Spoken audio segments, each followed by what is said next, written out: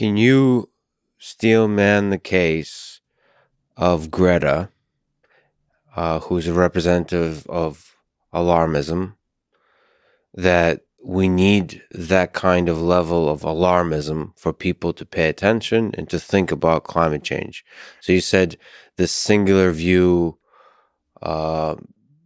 is not the correct way to look at climate change, just the emissions. But for us to have a discussion, shouldn't there be somebody who's really raising the concern? Can you steel man the case for alarmism, essentially? Or is there a better term than alarmism? Communication of like, holy shit, we should be thinking about this.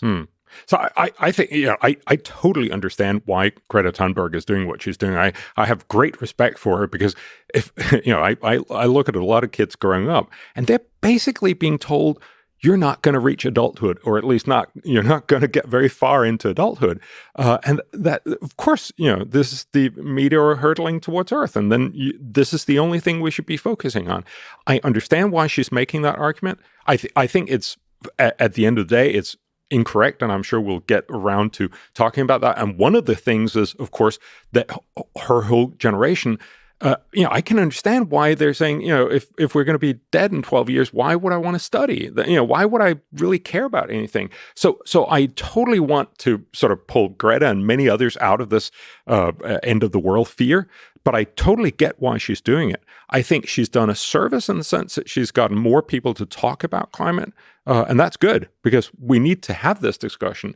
I think it's unfortunate, and this is just what happens in almost all policy discussions, that they end up being, sort of discussions from the extreme groups, because it's just more fun on media to have sort of the total deniers and the people who say we're going to die tomorrow, and it sort of becomes that discussion. It's more sort of a mud wrestling fight. So, would you think the mud wrestling fight is not useful, or is useful for communication? For effective science communication on one of the platforms that you're a fan of, which is Twitter?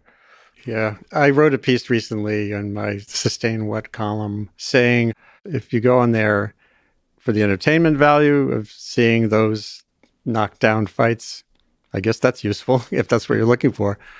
The thing I found Twitter invaluable for, but it's a practice.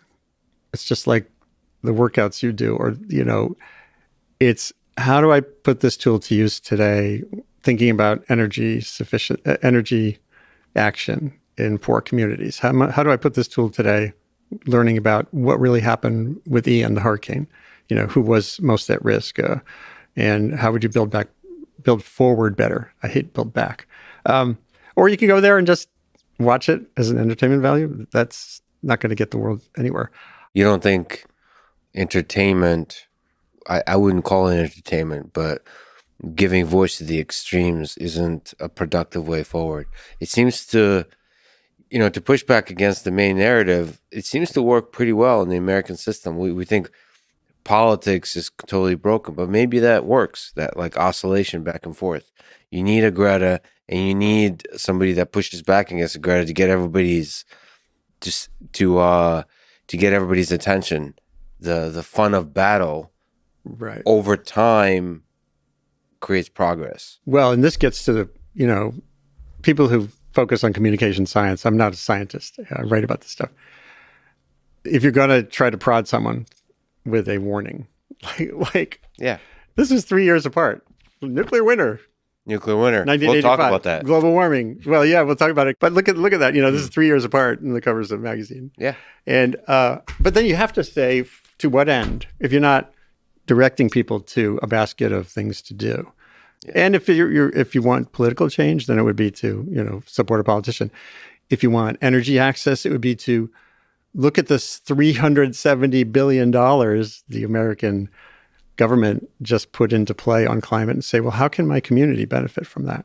And I've been told over and over again by people in government, Jigar Shah, who heads this giant loan program, the energy department, he says, what I need now is like 19,500 people who are worried about climate change, maybe because Greta got them worried. But here's the thing you could do. You can connect your local government right now with these multi-million-dollar loans so you can have electric buses instead of diesel buses. And that's an action pathway.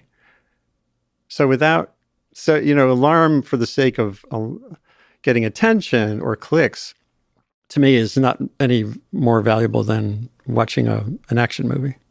And again, I think also it very easily ends up sort of skewing our conversation about what are the actual solutions. Because yes, it's great to get rid of the diesel bus, but probably not for the reason people think. It's because diesel buses are really polluting in the air pollution sense. That is why you should get rid of them. Right. And again, if you really wanted to help people, for instance, with hurricanes, you should have better rules and zoning in Florida, which is a very different outcome. So the mud wrestling fight also gets our attention diverted towards solutions that seem easy, fun. Sort of the electric car is a great example of this. The electric car has somehow become almost the sign that I care and I'm really going to do something about climate. Of course, look, electric cars are great and they're probably part of the solution and they will actually cut carbon emissions somewhat, but they're an incredibly ineffective way of cutting carbon emissions right now. They're fairly expensive. You have to subsidize them a lot. And they still emit quite a bit of CO2, both because the batteries get produced and because they usually run off of power that's not Strong totally words clean. from Bjørn Lomborg.